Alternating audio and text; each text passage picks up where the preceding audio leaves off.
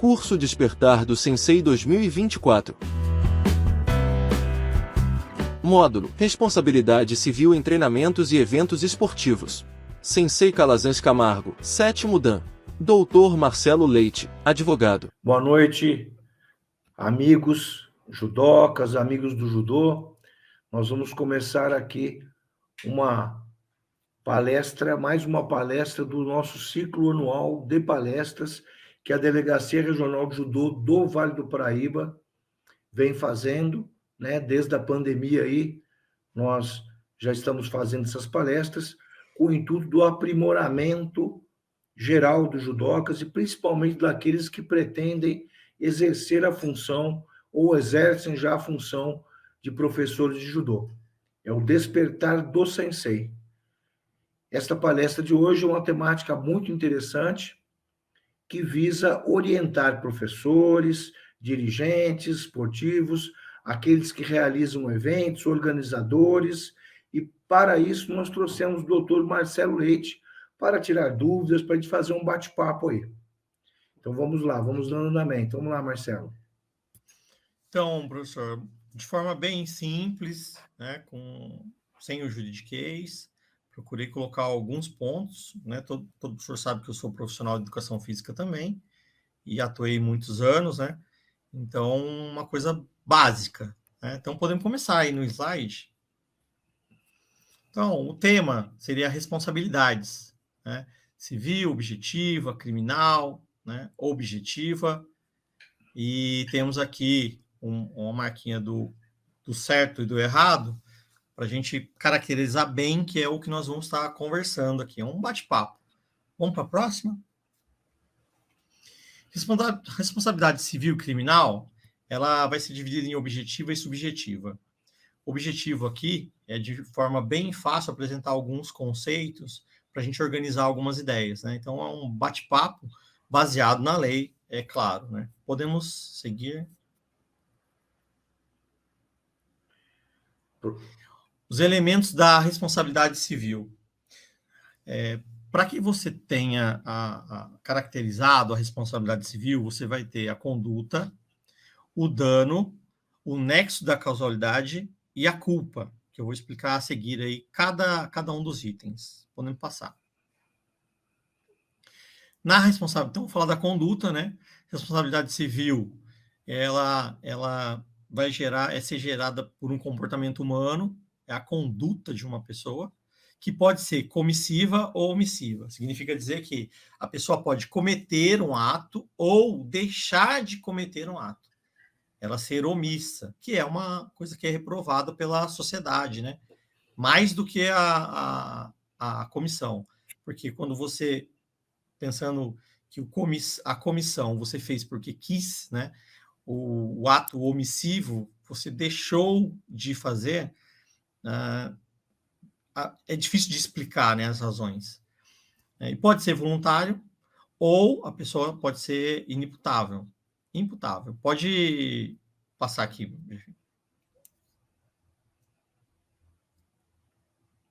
Quando a gente fala de dano, que é o segundo item, né, a gente vai falar que a lesão sofrida por uma pessoa que foi ofendida, ela pode ser moral ou física, ou aos seus bens ou aos seus direitos, né? Então, tem que haver uma lesão e ela tem que ser contemporânea, né? Não há um dano que seja responsabilidade de ressarcir se não for um dano injusto, né? O que quer dizer que se a pessoa autorizou, né, ela perdeu o direito da reclamação, né? Os requisitos que devem estar presentes para a gente considerar o dano é a atualidade, a certeza da ocorrência e a subsistência. E o dano ele vai ser dividido em patrimonial ou moral. A gente vê muito as pessoas falarem em dano moral, né? Dano moral. Mas o dano moral ele não pode ser considerado como um simples aborrecimento. Tem que ser alguma coisa que causou um constrangimento, que levou a pessoa a ter algum tipo de distúrbio ou preocupação excessiva, perdeu noites de sono, ficou muito triste. Por exemplo, a pessoa marcou com uma festa de casamento, marcou para tirar foto. Chegou lá, o cara foi, tirou foto e entregou foto do teto. O dano moral aqui, ele existe, né? Porque a pessoa não vai casar de novo, não vai chamar. O momento que foi perdido, ele não vai ser recuperado, né?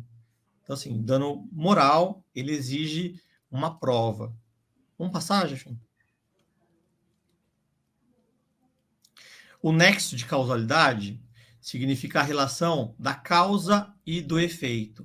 A gente fala com relação à conduta que é praticada pelo agente que comete ou que se omite e o dano sofrido pela vítima, né? E aqui tem uma observação que é o nexo de causalidade, ele pode ser descaracterizado se houver a culpa exclusiva da vítima, a culpa de um terceiro, ou se acontecer o caso fortuito ou força maior, que são fatos invencíveis, né? Nós estamos falando aqui da natureza, por exemplo. A cláusula de... Daí você passa a não ter o dever de indenizar, né? Ou não tem o dever de indenizar se houver as excludentes de licitude, que nós vamos ver aqui, que é o estado de necessidade, legítima defesa, por exemplo, elas excluem o nexo de causalidade. Vamos mais à frente, enfim.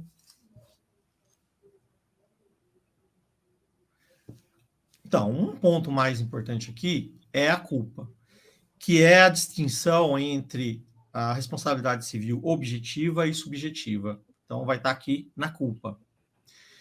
Todo comportamento contrário ao direito, tudo que não é lícito, né, não importando se tem a intenção ou não do agente, né, e causa algum dano a alguém, a gente vai chamar de culpa. O requisito da culpa é um dever violado. A culpabilidade ou imputabilidade do agente está dividida em possibilidade de conhecer o dever ou a possibilidade de observá-lo. Então, quando nós estamos falando do esporte, nesse caso específico, nós estamos falando de profissionais, ou que são formados, alguns que estão em formação e outros que se formaram na modalidade, porque algumas modalidades não exigem a formação de nível superior, né?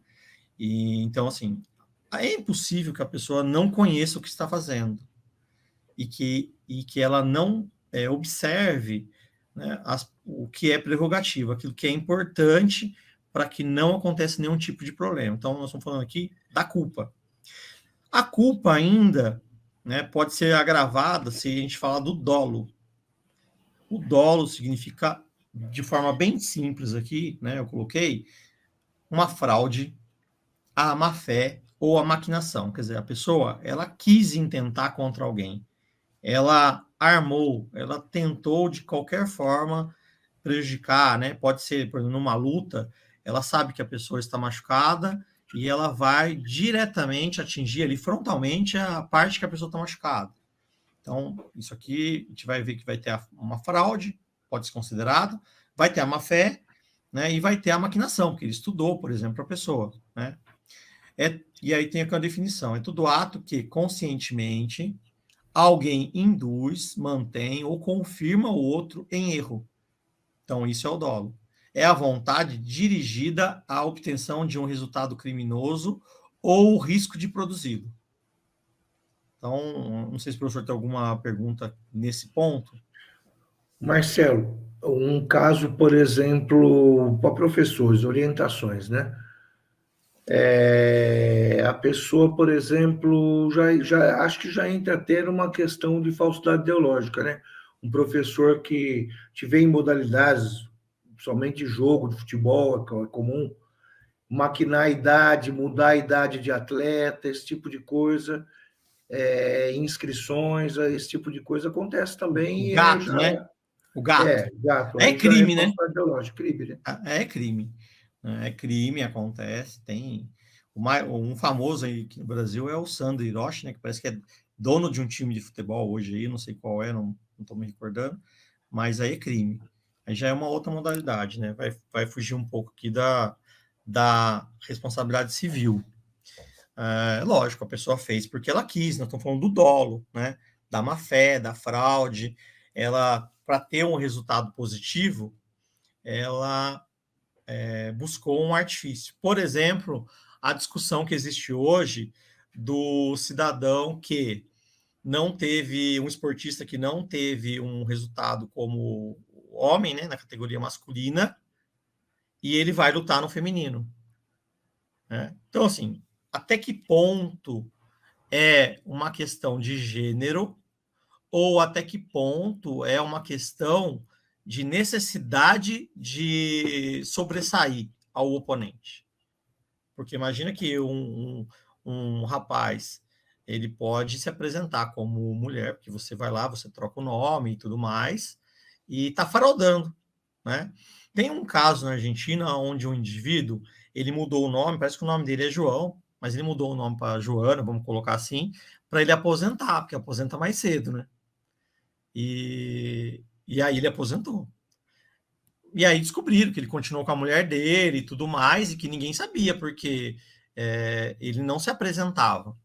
Foi só para poder burlar o sistema. Acontece que há essa discussão aí, que é polêmica, e nós não vamos entrar nela, da questão de gênero, mas em alguns casos, a força do homem, independente da questão do gênero, vai sobressair o da mulher. Eu vi um lutador de boxe que não tem como, né, uma mulher vencer. Então, assim, é a questão que vai entrar aí em voga aí, pode participar, tem que criar um espaço separado, né, dolo, é uma fraude. Então, existem no esporte existe muito artifício que Essa acabam sendo é mesmo. usados. Essa é uma temática que no momento está bem abrangente, apareceu na natação, vários esportes, né? Falar para você, Marcelo, você comentou aí também, falando aqui, da questão da aptidão, o professor que ele tem que ter conhecimento, independentemente aqui de ele ser graduado em educação física ou não, mas no caso só vem das artes marciais, das lutas, dos esportes de luta, como é o judô, né? Então, ele já se pressupõe que ele tem a obrigação de ter o conhecimento necessário para a prática, e uma prática exagerada, vamos dizer, que caracterize que ele passou dos limites, também ele já tá sendo a questão de orientação aos professores, né? Os cuidados aí das... Mais à frente, nós vamos falar da responsabilidade objetiva e subjetiva, mas é assim, se a gente pensar que um indivíduo normotenso, que não tem nenhum problema de tensão, vai fazer um exame cardíaco, o fato dele subir na esteira, na frente do médico, faz com que a pressão dele aumente, e de que a pessoa que vai medir a pressão, ela tem um erro no aparelho, então, se eu medir a minha pressão, deu 12/8, e se o aparelho tiver um erro de 1 ponto, não estou com 12, estou com 13. Então, assim, a gente vai entender que o conhecimento na área de educação física, ele é fundamental. Quando você manda uma pessoa subir uma escada, uma pessoa fazer um agachamento, sem você saber se ela tem algum tipo de lesão nos ligamentos, que foram provenientes, sei lá, de um congênito ou de algum esforço que ela fez no trabalho, né? Você está levando a pessoa a cometer um erro. Então, assim, existe a responsabilidade. Por isso que a gente faz lá os anamneses, tem um questionário que que esqueci o nome, mas tem um Parker aí que você faz um questionário para você ver se a pessoa enquadra em alguma situação de risco. Isso é muito importante realmente, pode ser um problema de coluna, problema cardiológico, articulações em geral, né? E problemas que ela possa aí vir a ter um mal súbito, né? E isso passa a ser responsabilidade do profissional também, né? Então, a morte súbita no mundo, ela existe. Nós já vimos aí alguns jogos de futebol, né? Atletas que... Um caso é um atleta que levou um cartão amarelo, ele ainda sorriu, deu 2 passos para trás e desligou, né? Porque a morte súbita é você desligar. E esse atleta era de um clube importante, estava jogando um campeonato estava sendo televisionado, deveria estar com todos os exames dele em dia. Mesmo assim, não foi detectado. Não é uma coisa simples, não é uma coisa, quebrou o braço, uma radiografia mostra, né? Então, é o médico quem vai poder auxiliar nós, profissionais da saúde, né, da educação física, ou o treinador, nessas situações. Por isso que nós vamos entrar daqui a pouco na seara dos eventos, né, onde nós vamos falar que para fazer um evento é importante ter uma equipe médica para poder auxiliar em qualquer tipo de problema, tanto o atleta quanto o espectador. Então, ó, a gente vai dividir a responsabilidade civil em subjetiva e objetiva. Quando fala de subjetiva, a gente vai falar da teoria da culpa. Então, assim, tem que ter aqui a presença de culpa ou de dolo, existindo, assim, elementos que foram descritos anteriormente aí. A teoria da culpa é uma das principais teorias que fundamenta a responsabilidade civil, onde estabelece que uma pessoa só pode ser responsabilizada pelos danos causados a outra pessoa se tiver agido com culpa, ou seja, se tiver agido com negligência, imprudência ou imperícia. É importante ressaltar que a aplicação da teoria da culpa requer a avaliação das circunstâncias em que ocorreu o dano e a verificação das medidas adotadas pela pessoa que o causou. Então, se a gente pensar aí num campeonato, eu vou fazer um campeonato e a entidade que está fomentando não estabelece que tem que apresentar pelo menos uma anamnese, né? Um termo de responsabilidade, um atestado, que seria o mais ideal, né? E a pessoa acaba se machucando, ou tem um mal súbito, né? Existe uma culpa, né? Existe uma culpa de alguns indivíduos. Então, nós vamos pegar lá desde o profissional que levou o atleta, que às vezes ele é recreativo, né? E até da entidade, sendo que a entidade, a culpa vai ser objetiva. Então, assim, na teoria da culpa, a gente vai ter que provar que existiu a culpa da pessoa, né? Então, você vai ter que mostrar que ela foi negligente, que ela foi imprudente ou que ela não sabia fazer, né? Teve a imperícia. Podemos passar, chefe? E também aqui na verificação das medidas adotadas, que é o seguinte: eu vou fazer um campeonato e uma maratona e não dou água para as pessoas, não permito que elas carreguem e não dou água. Alguém vai passar mal? Provavelmente, né? Entre uma subida e uma descida aí, um cross aí, pode ser que alguém passe mal. Qual a medida que deveria ser adotada? A distribuição de água nos postos, né? Seria uma coisa importante, por exemplo, né, para a hidratação. Ou a instalação do evento não está adequada para o porte do evento, Exatamente. né, perfil do evento, né? É muito amplo. É muito amplo, né? Muito amplo.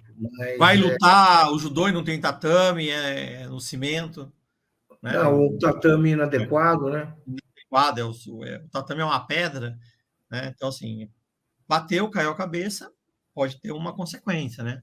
Um traumatismo ou uma coisa mais Ou grave. uma área de proteção inadequada, né?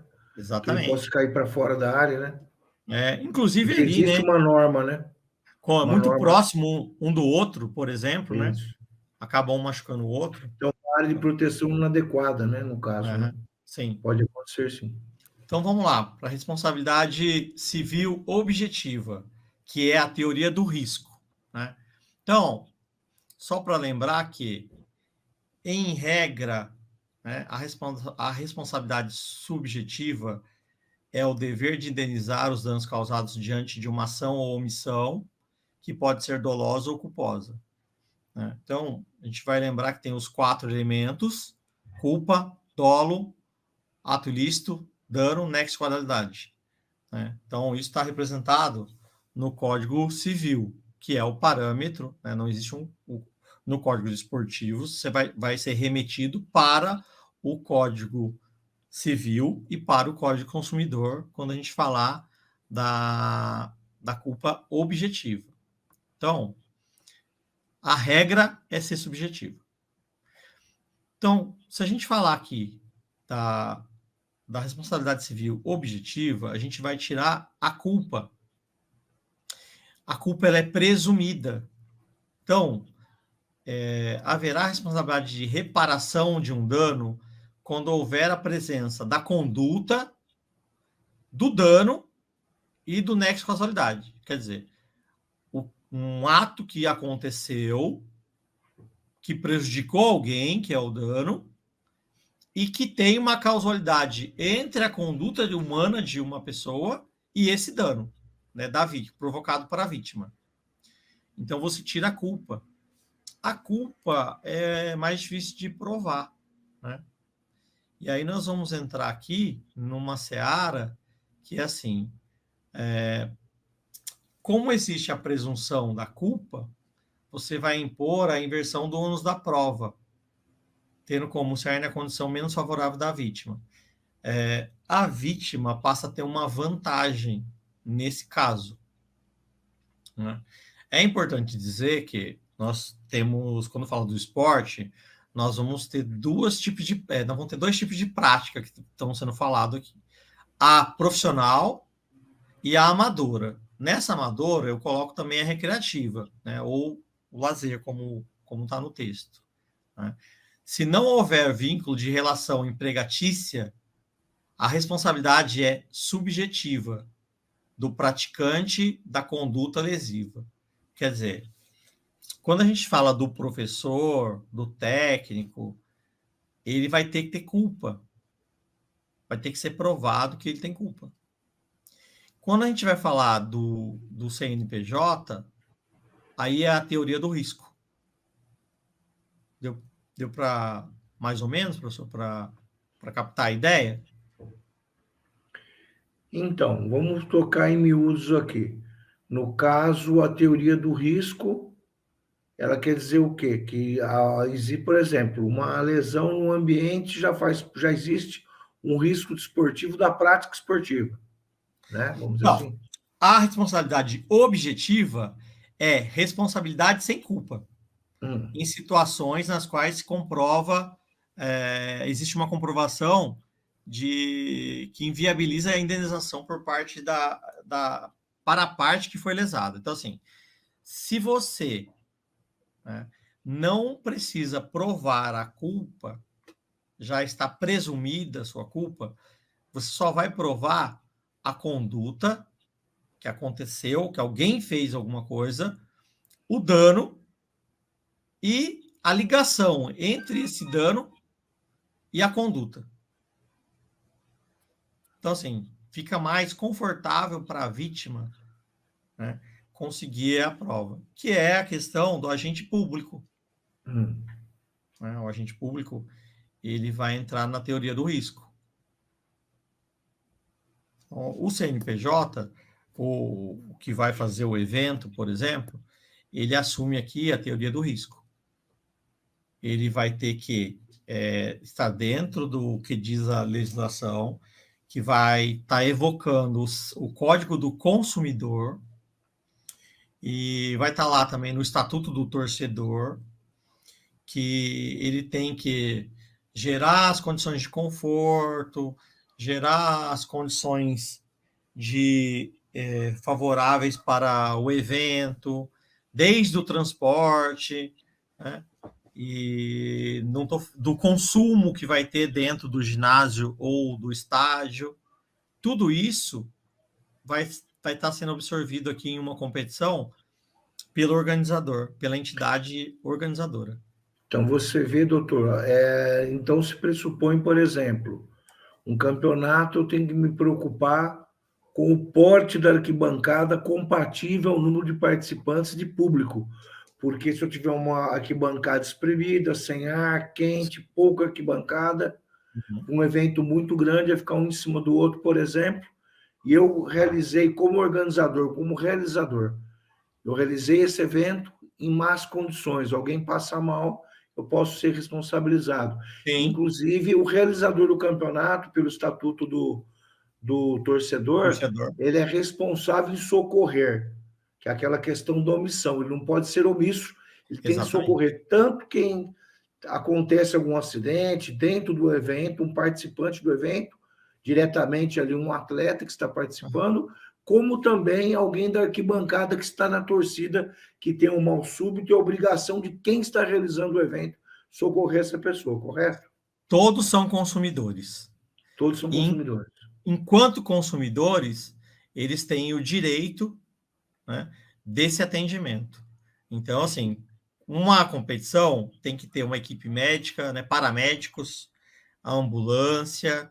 A ambulância tem que ser de acordo com o porte do evento. Uma ambulância, eu não vou saber falar para quantas mil pessoas, por exemplo, né, qual é o porte, mas uma ambulância dá conta de socorrer, né, se houver mais de um problema, né? Quantos socorristas? Então, tudo isso aí vai estar disponibilizado aí na hora de você fazer se preocupar com o evento, pensando na responsabilidade. Eu acho que esse é uma preocupação muito importante para nós que realizamos eventos, porque quem se propõe a realizar um evento, né? Porque é uma economia que não vale a pena. É o tipo da coisa que é como seguro de carro, você paga rezando para não precisar usar, né? Sim. Então é o caso que você paga uma equipe médica boa, né? Você tem várias opções, você tem desde uma ambulância que não tem nenhum equipamento especial, que é só para translado mesmo, o motorista é um socorrista, normalmente qualificado, sim. Vai mais um acompanhante, pode ser um socorrista também, que é qualificado. E às vezes também, Marcelo, doutor Marcelo, sem a gente sem nós sermos aí preconceituosos, tem muito, sim, bombeiro civil, tem uma qualificação muito grande. O cara atua com problemas seríssimos de acidentes, de coisas gravíssimas, está acostumado mesmo com estresse ali de coisas graves, né? Mas sempre que você tem determinados eventos, existe aquela UTI móvel que vem com todos os equipamentos, um médico acompanhando, o motorista socorrista, mais um auxiliar socorrista. Então, tudo é uma questão de custo para os eventos, mas é um custo que vale a pena a gente estar aí praticando dessa forma para poder dar segurança para o evento, porque, como estamos falando aqui, o realizador do evento tem responsabilidade não só sobre os participantes da competição, mas sobre também o público, inclusive, independentemente de estar cobrando ingresso ou não, ele está como público, como espectador do evento, ele tem que se passar um mal súbito, um avô, alguém ali torcendo pelo netinho e tal, passa mal, não se sente bem, ele tem que ser socorrido pelo atendimento médico do evento, não é isso? Exatamente. Nós não estamos falando aqui, não tem distinção entre oneroso ou gratuito. É a mesma coisa. Estamos falando do evento, da organização de um evento. É que a gente fala em consumidor, estatuto consumidor, pode dar a impressão que é só quem pagou para entrar está consumindo, mas, na verdade, não. Quem proporcionou a oportunidade de estar ali presenciando aquele evento é responsável, né? Foi feito um convite para as pessoas estarem ali. Sim. A partir desse momento, você assumiu um risco, você tem uma responsabilidade, e essa responsabilidade ela é objetiva. A gente também não pode deixar de dizer aqui que o profissional de educação física, em regra, ele é pronto-socorrista. Sim. Talvez, né? Sim, mas talvez. Será que estamos todos aptos para isso? Né? Embora a norma, né, para socorro é você chamar, né, o 93, né? O 93, ou hoje o 90 já cai lá também direto, né? Para que seja o bombeiro, né? O resgate, isso. Não adianta você também achar que vai socorrer uma pessoa sem ter as mínimas condições ou preparo, porque você fica abalado emocionalmente. Algumas pessoas, né? Imagina o seu aluno ou alguém que você conhece se machucou e, em vez de socorrer um, vai ter que socorrer dois, né? São duas pessoas. É isso que acontece às vezes, como eu falei aqui, às vezes a especialidade médica do médico está atendendo, está ali, mas, né? Às vezes um socorrista de bombeiro tem muito mais experiência em convívio de estresse extremo, assim, né? Mas eu digo o seguinte também, na nossa modalidade, Marcelo, principalmente o doutor Marcelo, a gente, antigamente existia aqueles cursos de capô, né? Sim. Capô é o primeiro socorros ali de emergência tradicional, que o pessoal fazia até reduções de clavícula, colocar no lugar quando saía, joelho, braço, isso foi terminantemente proibido, nem se dá mais esses cursos, porque muitas vezes você pode ali, reduzindo um braço, prender uma artéria, dar um problema seríssimo. Isso aí é um risco e o professor que faz essa atitude, se der um problema, também está sujeito. Agora, tem alguns socorros que, se ele não deixar de fazer, já pode ser uma omissão, que no caso, ele como profissional que está ministrando aula em uma academia, nós não estamos falando só de eventos, mas numa academia, Sim. e a pessoa tem um mal súbito cardiológico ali, a pessoa tem que saber fazer a massagem cardíaca, que é o que vai segurar a pessoa ali até chegar um SAMU, até chegar ali um socorro de emergência, não é isso? Minimamente, o profissional tem que estar preparado para desapertar a roupa do indivíduo. Se tiver tendo uma convulsão, tentar tirar alguma coisa que esteja na boca, com muito cuidado, porque uma mordida desse indivíduo inconsciente, ela atinge 1 tonelada, né? Então, assim, tem que estar preparado para que se identificar que precisa de uma massagem cardíaca, tem que iniciar o trabalho. Não se usa mais a respiração, né? Porque verificou-se que o ar que você consegue fazer com que o indivíduo absorva, ele é uma quantidade muito pequena, não é o mais importante. Ele Né? não está com oxigênio, né? Que você já É, está expirando, né? Então, e com relação às doenças que apareceram aí na modernidade, desde a AIDS, você fazer uma massagem cardíaca com uma respiração no indivíduo, ele é algo preocupante, né? Então, não se faz mais há muito tempo, né? Sim. Mas esse é o caso, você desapertar a roupa da pessoa, o cinto, a camisa, mas tem uma questão que assim, tudo é perigoso, você pôr a mão no outro indivíduo, né? Você fazer isso aí, o negócio é imobilizar, chamar o resgate, imobilizar a pessoa, dar condições para ela estar sentada ou ela estar deitada de uma forma confortável, de forma que ela não vá bater a cabeça, né? E esperar. Né? Não adianta também sair como um herói, porque pode dar errado. Né? Exatamente. Podemos voltar, Jefferson? Isso. Então, eu falei das excludentes de licitude, né, que é o que vai descaracterizar o nexo de causalidade, que é o estado de necessidade, a legítima defesa, o estrito cumprimento do dever legal e o exercício regular do direito. Podemos ir à frente? Isso. A função da responsabilidade civil, ela é reparatória, punitiva e preventiva.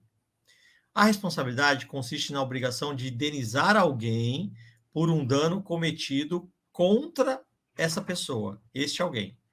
Então, assim, quando a gente fala da função reparatória, nós vamos pensar no ressarcimento do dano. Na função punitiva, nós vamos pensar na punição daquele que cometeu o dano. Inclusive, você ressarcir uma pessoa é uma punição, né? E a função preventiva é a teoria da precaução e da prevenção. Você colocar um limite, você pensar nas finalidades, nas consequências negativas. É um planejamento, né, para você evitar que você vá... o risco, minimizar o risco com relação à responsabilidade. Podemos ir à frente, Jefferson? Isso. Então, aí, o senhor me pediu um tópico aqui que eu gostaria que o senhor falasse até, né, que as pessoas carregam o atleta, né? O senhor pode começar aí, eu vou... Então, doutor, é muito comum no esporte, o professor faz coisas muito de coração, né? Ele quer ver o resultado, ele quer ver o atleta, não há má fé, né? Não há um objetivo de lesar ninguém em nada, mas muitas vezes de causar nenhum problema, mas muitas vezes ele vai no coração, leva atleta, enche o carro de atleta, nós já fizemos isso, todo mundo que está no judô há muito tempo já fez isso, né? Leva um ônibus, às vezes no seu próprio carro ou uma van, e para um evento, um atleta menor de idade, sem o acompanhamento dos pais, dos responsáveis, que até liberam muitas vezes verbalmente, né? Liberam o professor levar, mas e se acontece algo no caminho com o veículo, um acidente de trânsito, que é possível, né? Ou acontece durante o evento também um fato, uma lesão com esse atleta que está menor de idade, por exemplo, foi levado pelo professor ao evento sem a presença dos responsáveis, né? Quais são os cuidados que um professor tem que tomar? Isso é muito comum no nosso meio do esporte e no meio do judô, principalmente. Quais são os cuidados que deve-se tomar, o que deve ser feito numa situação dessa? O maior cuidado é conhecer o Estatuto da Criança e Adolescente. Então, assim, no primeiro artigo, ele é extenso, né? Então, coloquei alguns elementos só aqui para a gente discutir, mas aqui no número 1, tá. A lei dispõe sobre proteção integral à criança e ao adolescente. No 2, considera-se a criança, para efeitos da lei, pessoa até 12 anos de idade incompletos. E aí tem as questões penais, né, também, que vão ser diferentes. E o adolescente, aquele entre 12 e 18 anos. Sendo que, em alguns casos, nós vamos, de forma excepcional, ter as pessoas de 18 a 21 anos de idade.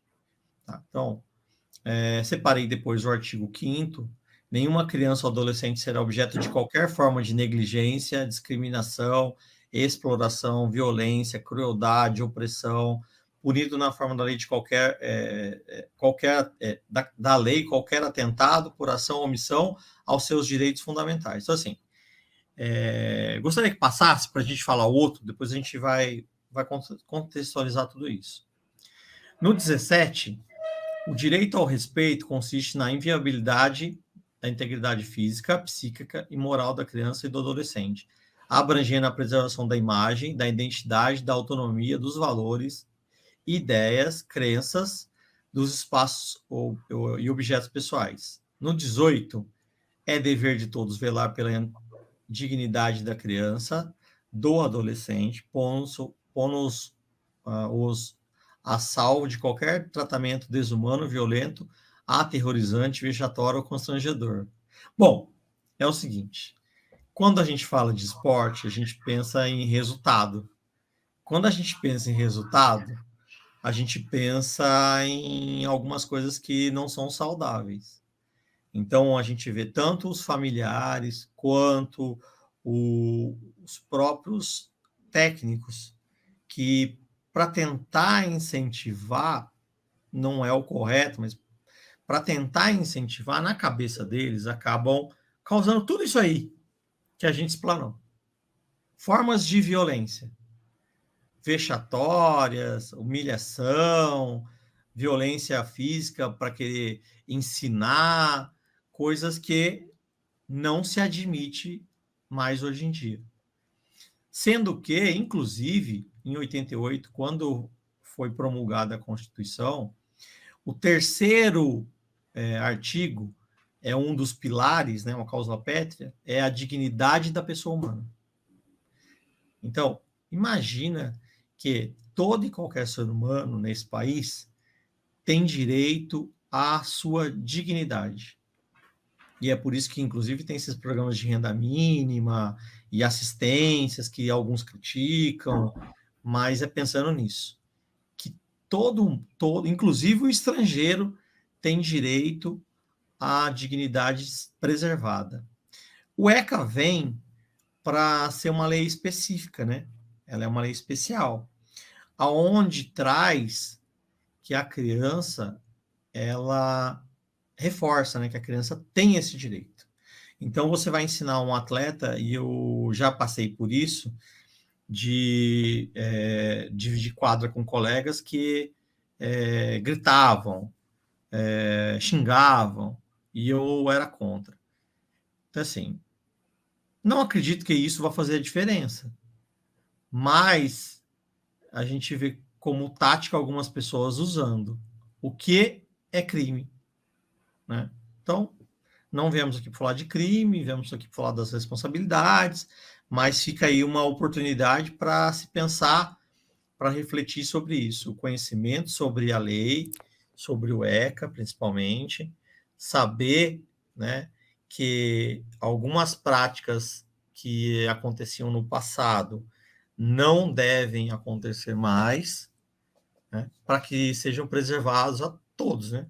Tanto o indivíduo que está ali como o aprendiz, né, o atleta, o aluno, quanto o profissional. E também a entidade, né, porque sofre também. O CNPJ, ele é corresponsável, né, pelo professor que ele tem no local. Até nós estávamos conversando, imagina a situação onde um atleta fez alguma coisa errada, falou mal, e aí ele vai ser punido na academia com um treino físico mais rigoroso, né? Aliás, nas Forças Armadas tinha isso, né? Paga 10, faz a flexão, faz abdominal, e hoje já não pode mais também, porque fere frontalmente a dignidade da pessoa humana. Com relação a essa questão, existe uma forma deste professor que leva um aluno para um evento, ele é necessário que ele peça uma autorização para o pai, por escrito, para poder estar transladando esse aluno, para poder ele ficando responsável durante aquele evento pelo aluno em uma outra cidade em que os familiares não estão presentes, os responsáveis não estão presentes, esse aluno está nas mãos dele. E possa até vir a acontecer algum problema, como ele se salvaguarde se ele tiver essa autorização formal. Vamos para o próximo slide, que vai responder isso aí. Vamos lá. Então, aqui, ó. No 18A do ECA, a criança ou adolescente tem direito de ser educado e cuidado sem uso de castigo físico, tratamento cruel ou degradante, como forma de correção, disciplina, educação ou qualquer outro pretexto, pelos pais, pelos integrantes da família ampliada, que hoje em dia a maioria das famílias tem, né, uma ampliação, né, por alguns motivos, pelos responsáveis legais, e isso nos inclui, pelos agentes públicos executores de medidas socioeducativas, ou por qualquer pessoa encarregada de cuidar deles, tratá-los, educá-los e protegê-los. Então, cai naquilo que a gente falou. Não é admissível qualquer tipo de violência contra nenhum ser humano, mas contra a criança existe a lei de forma especial. Vamos passar para o próximo, Javin, que vai responder a questão da autorização. No 83 diz: nenhuma criança ou adolescente menor de 16 anos poderá viajar para fora da comarca onde reside, desacompanhado dos pais ou dos responsáveis sem expressa autorização judicial. Então, já começa aí. No parágrafo 1º, tá aqui, a autorização não será exigida quando tratar-se de comarca contígua à residência da criança, vizinha, né? Se na mesma unidade da federação ou incluída na mesma região metropolitana. Passa mais um, Jefim?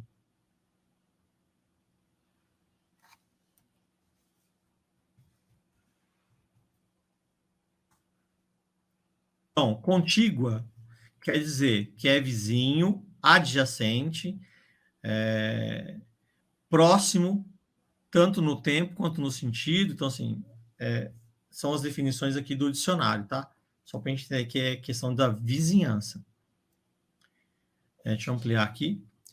Tratar-se de comarca contígua à residência da criança ou adolescente menor de 16 anos, em uma mesma unidade de federação, incluída na mesma região metropolitana. A criança estiver acompanhada, então, se a criança estiver acompanhada, a criança ou adolescente menor de 16 anos estiver acompanhado de ascendente ou colateral maior, dos pais ou dos irmãos. Até o terceiro, também aqui inclui os tios, né? Até o 3º grau, comprovado documentalmente o parentesco. de pessoa maior, expressamente autorizada pelo pai, mãe ou responsável. Tá, isso aqui é uma precaução, tá na lei. Garante alguma coisa? Se nós fizermos o atestado, aí aconteceu um acidente, vai deixar de ter responsabilidade? Bom, você foi prudente, reduziu o risco, porque certamente vai acontecer algum tipo de reclamação no sentido de ser indenizatório, né? Só que se você comprovar que você está agindo de acordo com o que diz a lei, você provavelmente não vai ser punido. Você está criando uma excludente da sua ilicitude. Porque é uma responsabilidade você ter uma criança que não é sua sobre os seus olhares, né? Imagina que você vai para um campeonato que vai durar 3 dias. São 3 dias olhando uma criança. Uma ou quantas? 5, 6? Modalidades de quadra, de campo, nós estamos falando de 12, 15, né? Então, assim, é muito complexo. Então, mesmo com autorização, você não vai escapar de ter um probleminha aí. Porém, você está coberto. O senhor quer perguntar uma coisa sobre isso, professor?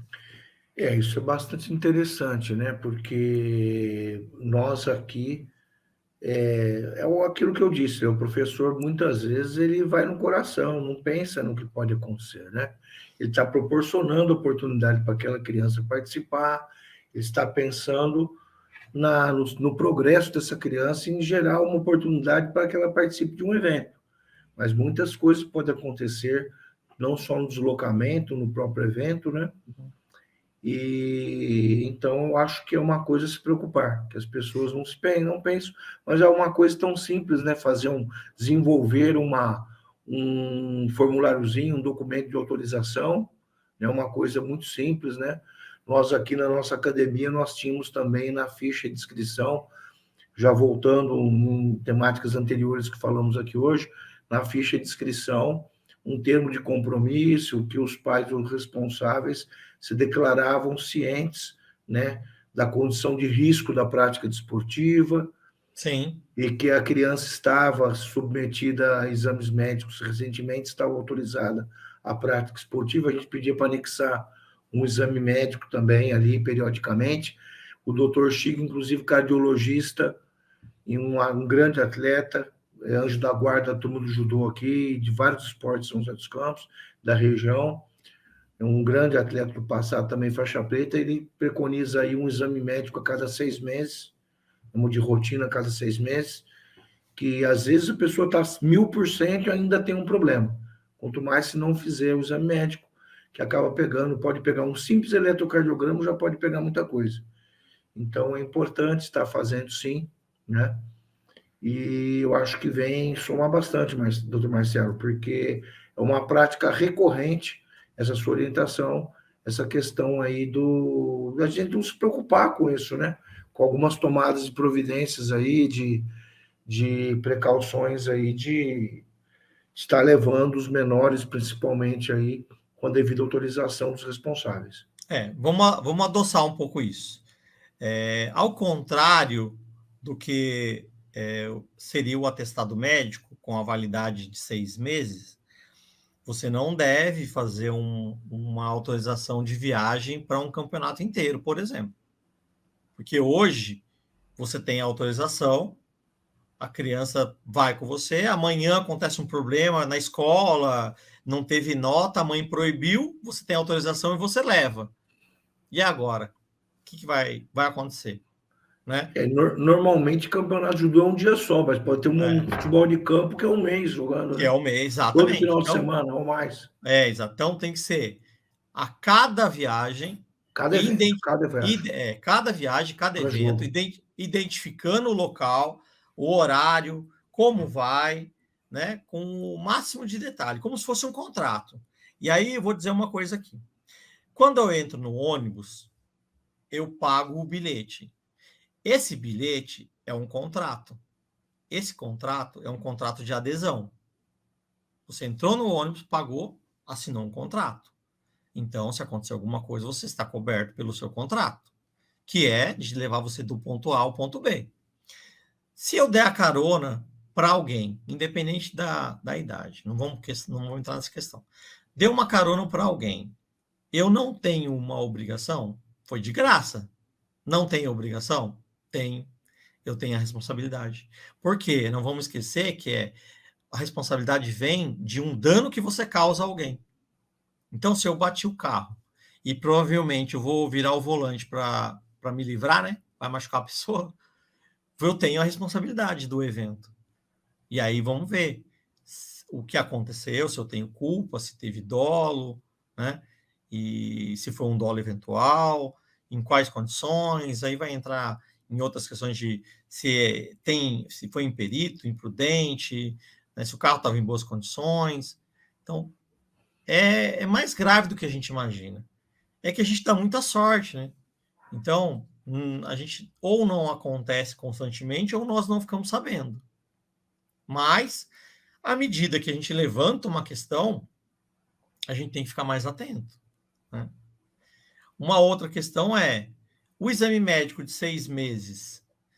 A pessoa fez o exame cardiológico, eletrocefalograma, foi lá, se despediu do médico e marcou lá para voltar daqui a 6 meses. Ela pode atravessar a rua e morrer.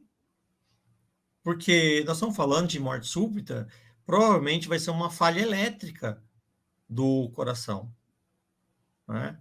São 2 pontos onde você recebe uma descarga de energia elétrica e essa descarga ela caminha até outro ponto.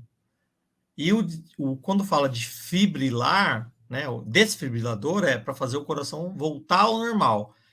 Essa tentativa, né, que se dá lá com o CPAP, né, com o equipamento, o choque, primeiro que não temos lugar nenhum. Outro, não temos pessoas habilitadas aí. Você vai nos Estados Unidos e todo lugar tem.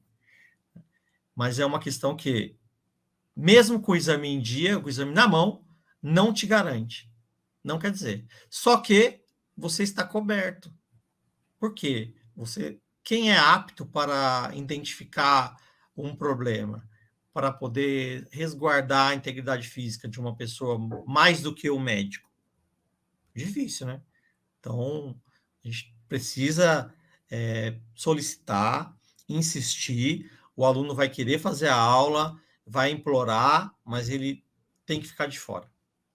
Pode ser uma questão econômica, a academia precisa do dinheiro, o evento precisa arrecadar, porém, imagino que se acontecer alguma coisa, o gasto, né? E a questão material é a menor daí, né? Porque aquele que cometeu um delito de forma por culpa, ou pela questão objetiva, e não queria, né, uma pessoa de bem, ela vai ter alguma sequela, vai ter alguns problemas aí. Acredito que psicológicos e tudo mais, né? Sem contar que algumas coisas você não paga com o seu patrimônio, você paga com a sua liberdade. Então, a reflexão ela tem que ser grande. Eu sou advogado de um profissional que ele ia pegar 8 anos e 6 meses, nós conseguimos reverter lá, provar, e ele vai assinar durante 2 anos e pagar multa e trabalhos como voluntário.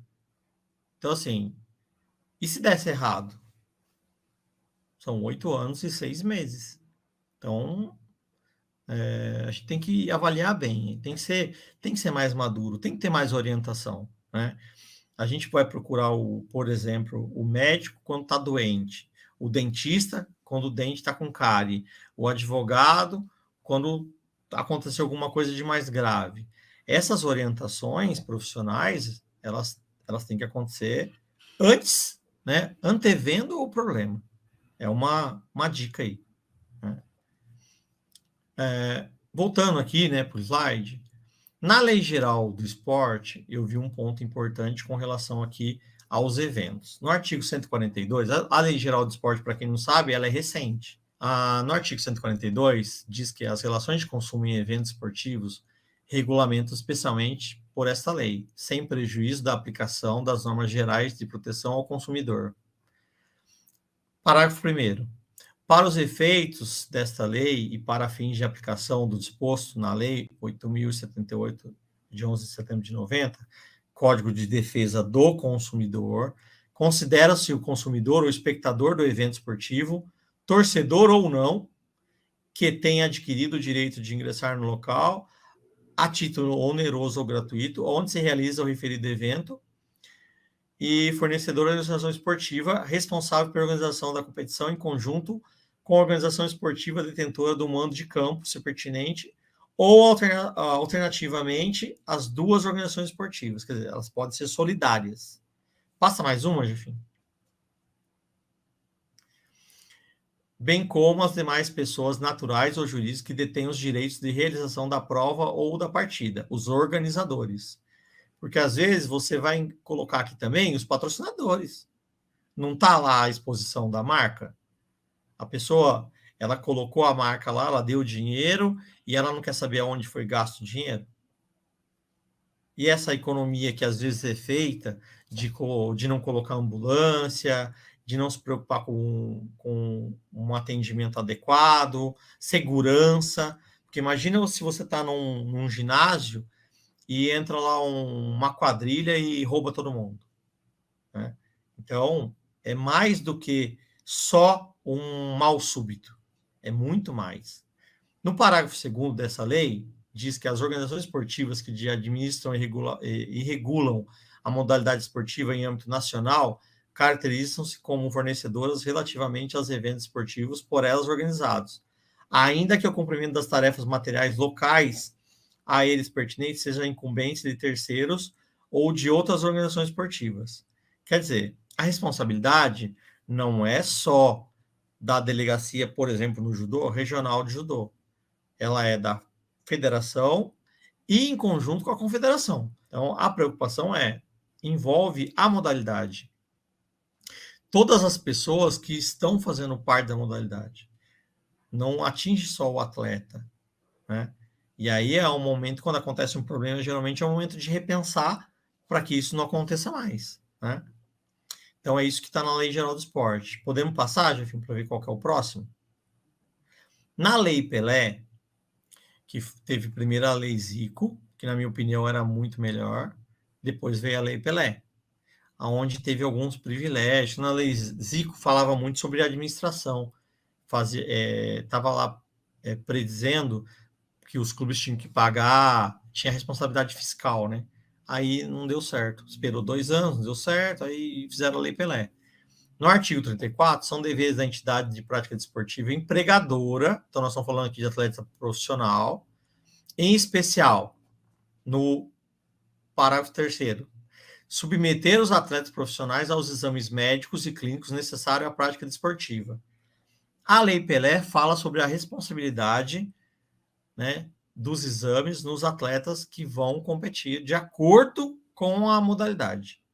No 35 da Lei Pelé, são deveres do atleta profissional, em especial no 2º parágrafo, preservar as condições físicas que lhes permitam participar das competições desportivas, submetendo-se aos exames médicos e tratamentos clínicos necessários à prática desportiva.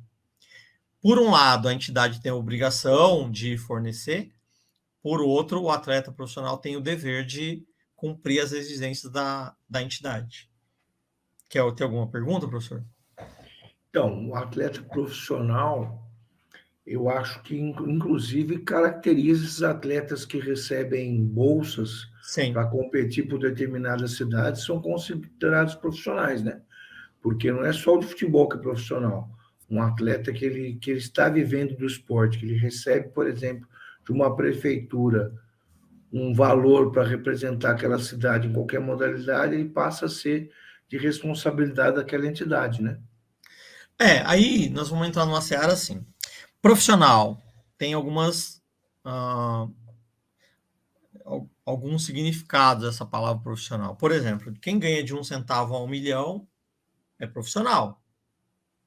Quem atua, mesmo que de forma gratuita ou onerosa, e tem lá o compromisso de horário, de função, ele também é profissional, né? Então, a gente vai patinar um pouco aí, porque quando a gente fala de profissional, na Lei Geral do Esporte, ela vai dizer das bolsas, mas ainda vai ter uma diferença entre a competição. Então, é a competição que vai estar estabelecendo aí uma diferenciação. Porque vamos ter, assim, o atleta amador, ele pode receber bolsa, mas a bolsa não é para subsistência. A bolsa é para comprar equipamento, para deslocar até o local, para ter um lanche, né? Então, acontece uma distorção? Lógico que acontece. Mas existe uma diferença do atleta que é amador e pode receber uma bolsa, e aí ele tem que comprovar aquilo que ele vai receber nessa bolsa de acordo com os gastos que ele tem. Ele recebeu R$ 1.000 e é para comprar chuteira ou sapatilha, é para comprar uma bolsa, ele vai ter que apresentar os gastos, né? Prestação de contas tem que Prestação de ser contas. compatível com a finalidade da bolsa. E o profissional, não, é salário, né? Então, Ele nós vamos gasta estar com o que ele falando quiser. com o que ele quiser. Então, assim, não é o dinheiro que vai estabelecer a diferença do profissionalismo e do amador. Certo. Podemos passar mais um, Jefinho?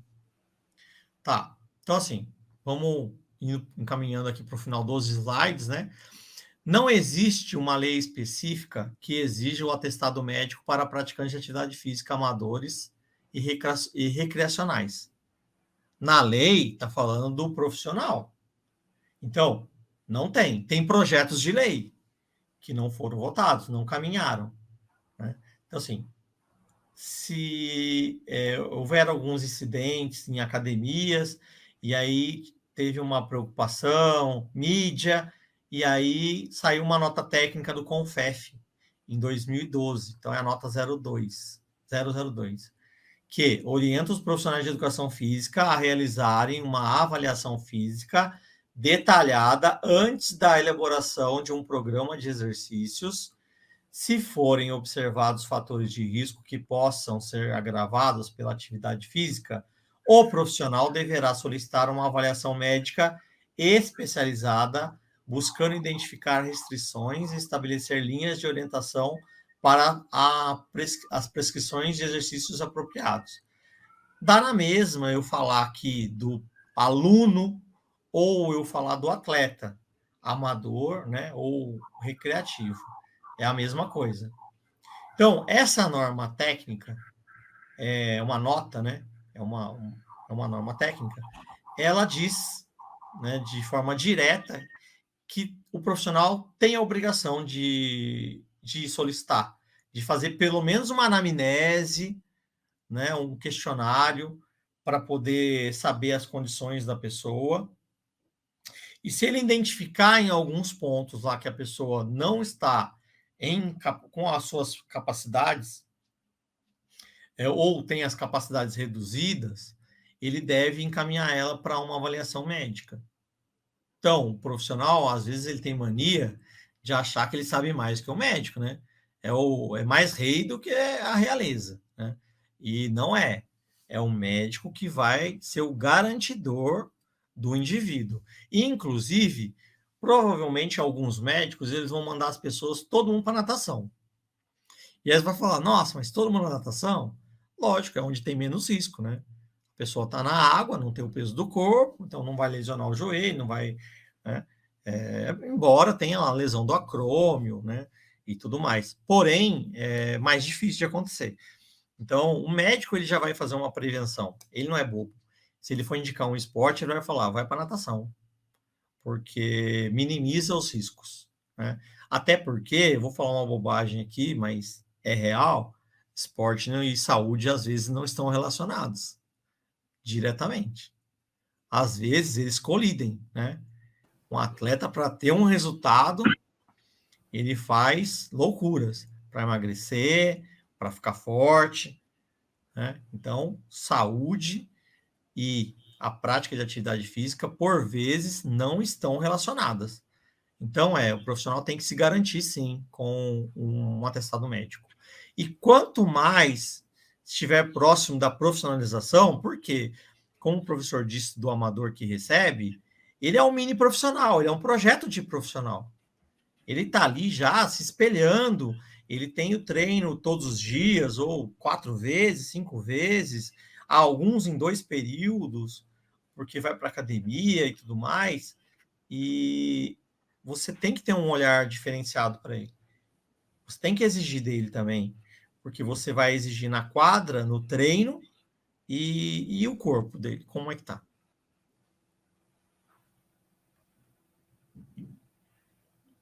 Exatamente. Eu acho que é um ponto importante, né? E apesar que o que você está dizendo aqui é que existe uma nota técnica do CONFEF e que a lei não obriga o atestado, né? Não Não obriga, obriga. mas o bom profissional ele deve estar respaldado, né? Respaldado, sim, e porque as coisas podem acontecer, né? É o que nós estamos tentando trazer aqui, elucidar com as pessoas, passamos várias temáticas, né? E trazer uma situação importante de reflexão para os profissionais, os organizadores de eventos, os profissionais aí que estão aí ministrando as aulas, os dirigentes esportivos, né? Para a gente repensar muito as nossas atitudes, estarmos aí aprimorando, né? Nada é tão bom que não possa ser melhorado.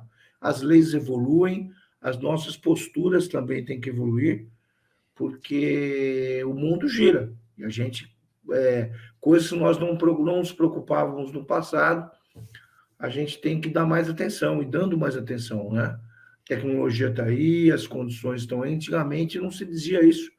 Quando eu comecei o judô, não se falava no UTI imóvel.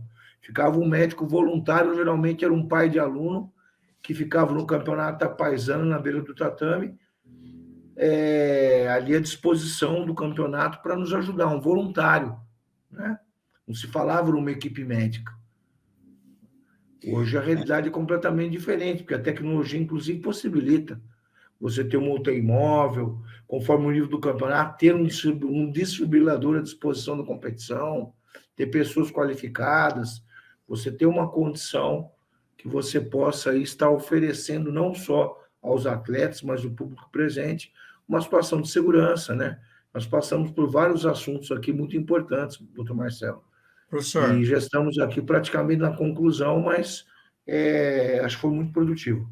então, quando a gente pensa em atletas, desde a escolinha, eu acredito que já deva ter um manual de conduta. As pessoas têm que ter a conduta, que vai falar, inclusive, da parte comportamental.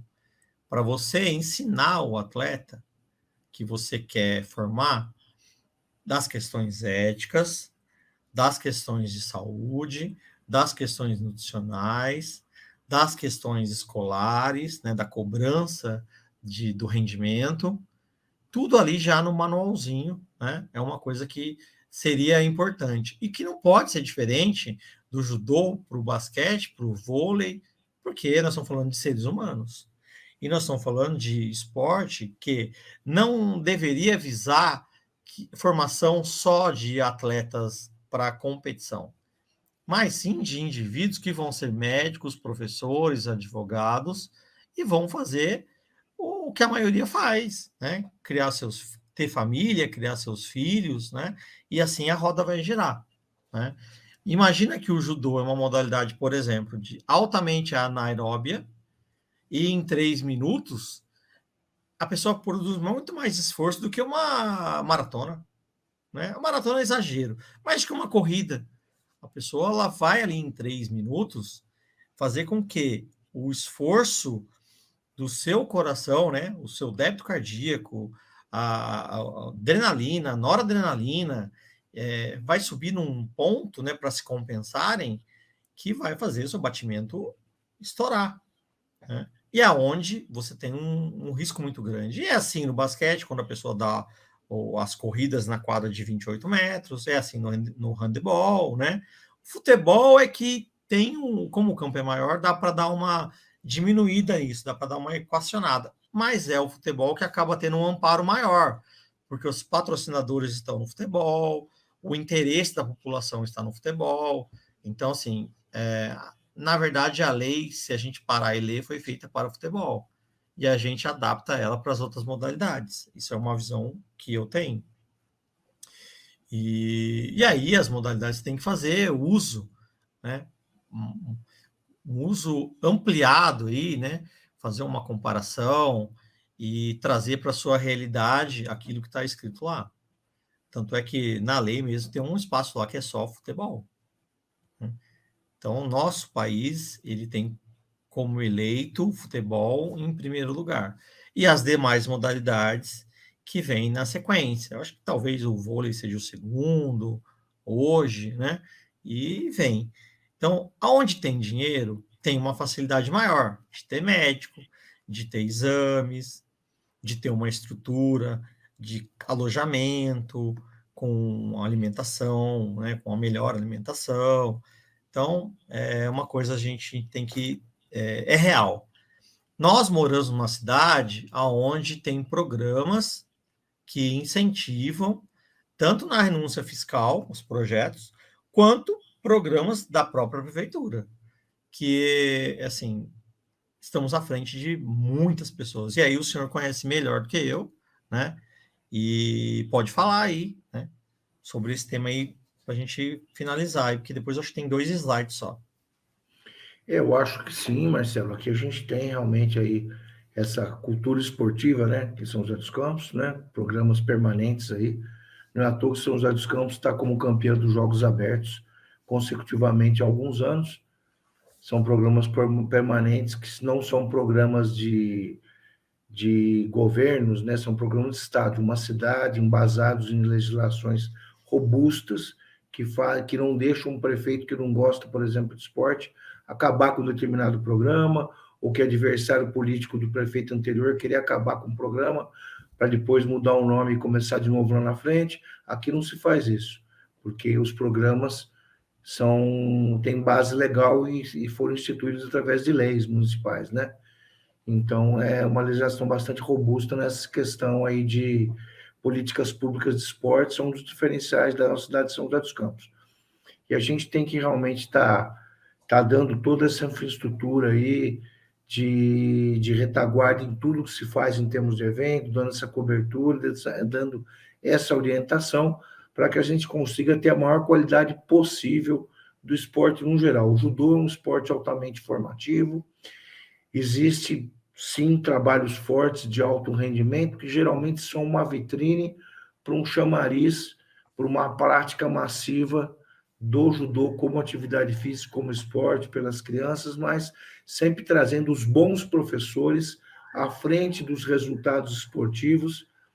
Eles preservam muito pela formação da pessoa e pela qualidade de vida, pela melhoria da saúde, que vem à frente. A questão de ser um bom cidadão e de ter uma boa qualidade de vida vem à frente do resultado esportivo, né? A parte competitiva também faz parte do judô, é uma parte forte. O judô é um dos grandes esportes de medalhas do Brasil, né? Muitas medalhas olímpicas, um dos esportes mais premiados do Brasil em Olimpíadas, mas, acima de tudo, está uma pleia, uma legião de professores preocupados e melhorar a qualidade de vida das pessoas. E é isso aqui que a gente está falando de bases legais, mas sempre buscando essa melhoria. Inclusive, os campeonatos de judô também estão a tendência que logo aí comecem a ter, alguns já têm, e se amplie também a questão dos seguros coletivos nos campeonatos, que deem uma cobertura para atletas que possam ter sofrido algum sinistro, algum problema ali durante o evento, esse seguro coletivo para os participantes dos eventos, que é uma coisa que é factível e é bem interessante e acho que cada vez será mais adotado esse sistema também. Inclusive, professor, nos programas aí de renúncia, poderia ter a obrigatoriedade do seguro para o atleta, porque o atleta lesiona no treinamento e acaba a vida da pessoa esportiva, né? Mas ela vai precisar da perna, do braço para fazer a sua rotina diária, né? Então, é uma coisa a se pensar. Então, vamos para uma conclusão aqui. Coloquei uma frase aqui que é: mais vale prevenir o problema do que lidar com ele em seu pior estado. Bom, não precisa explicar, né? É melhor a gente fazer a coisa certa, de acordo com a lei, tomar o máximo de zelo, do que a gente ter que lidar depois com uma morte súbita, com uma paraplegia, né? Porque não estamos falando só do esporte, só de resultado, medalha. Aliás, para uma cidade o que menos importa é uma medalha. Não tem nem lugar para pôr, né? A gente tem que pensar no macro. Então, essa frase aqui eu achei bacana, né?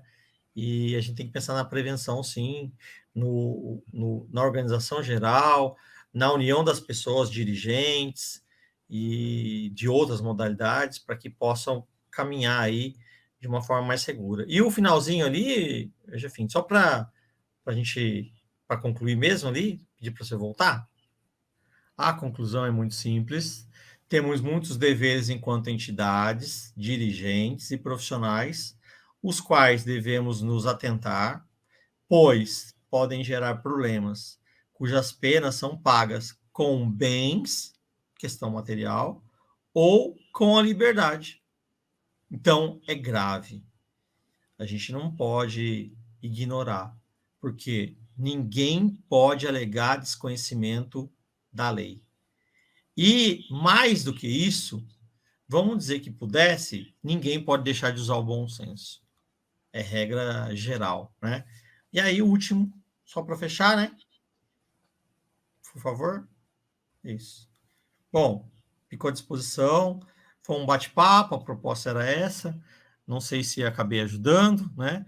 Mas agradeço aí o convite, professor. Obrigado, doutor Marcelo. Obrigado aí, meu amigo Marcelo, né?